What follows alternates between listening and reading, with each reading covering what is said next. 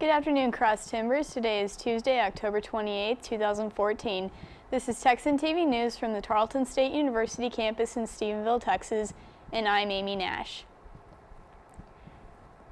In campus news, the Resident Hall Association is sponsoring the Halloween in the Halls event, in which parents and their children are invited to trick-or-treat in the Honeywell Hall lobby tomorrow between 5 and 7 p.m. At 5:30, various organizations will be setting up carnival booths for the Tarleton and Stephenville community in Heritage Park. For more information about this event, contact the Office of Student Activities. In regional news from the Stephenville Empire-Tribune, opening arguments got underway Monday in the first-degree felony trial of a man accused of aggravated assault of a child. Richard Wayne Hammer, 48, of Dublin, faces 5 to 99 years or life in prison if convicted. In his opening arguments, District Attorney Aimee Nash told jurors that they will hear powerful testimony about the alleged assault. "We're not going to have a DNA sample to put in front of you in this case," Nash said. "What we do expect to put in front of you are the words of a 7-year-old child." Hammer was arrested on January 28th of this year by the Erath County Sheriff's Office after the victim, who reportedly knows Hammer, made an outcry to authorities, according to Sergeant Bobby Mendez. Hammer remains incarcerated at the Erath County Jail on $50,000 bond. And now in Texas, national and international news from the Associated Press. In Texas news, a Huntsville man who admitted to killing his 2 stepsons in 1986 will have a delay in his release from prison due to a paperwork glitch found Monday afternoon. The attorneys of 62-year-old Edward Graff Jr. said prison officials had not received any documents from the parole board regarding his release. An appeals court had overturned Graff's original conviction after he pled guilty in Waco last week on 2 counts of murder. The plea carried a 60-year sentence but counted his 28 years already served. His good time made him immediately eligible to apply for parole. Graff's parole under the super intensive supervision program is to last 32 years until he turns 95. In national news, several Hawaii residents have been evacuated from their homes after a nearby volcano from Kilauea sent lava flowing toward their homes.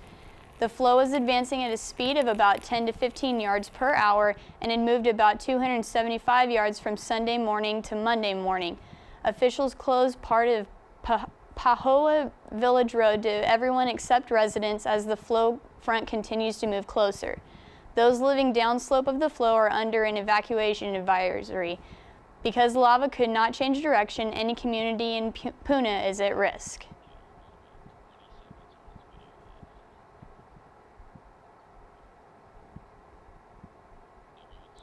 In international news, Oscar Taveras of the St. Louis Cardinals was killed in a car crash in his home country, the Dominican Republic.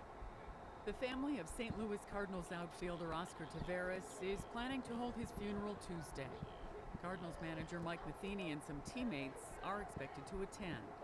The funeral for Taveras' girlfriend was held on Monday. The two were killed on Sunday when Taveras' 2014 Chevy Camaro ran off the road north of Santo Domingo. A highway police spokesman in the Dominican Republic says the road was wet from a recent rain, but the cause of the crash is under investigation. Results of an autopsy were not immediately available. Taveras was 22 and thought of as one of Major League Baseball's top prospects. He batted .239 in 2014 and hit a home run in the National League playoffs. Sandy Kozel, The Associated Press. In sports news from the Associated Press, the Dallas Cowboys received their 2nd loss of the season last night on Monday Night Football by a score of 20-17 to the Redskins. Tony Romo got back in the game just in time for the Dallas Cowboys' final drive in regulation. And when that didn't work out, he got another chance in overtime. It was obviously painful, but I also felt like I could deal with it, Romo said, adding that his back wasn't the issue when he returned. I don't know that it affected a ton. Their defense the last series or 2 affected it more than anything else. According to the weather, today we'll have a high of 77 and a low of 56 and will be partly cloudy. A stray shower of thunderstorms is possible, with north winds 10 to 15 miles per hour. This has been a production of Texan TV News, a product of the Texan News Service from the Tarleton State University campus in Stephenville, Texas.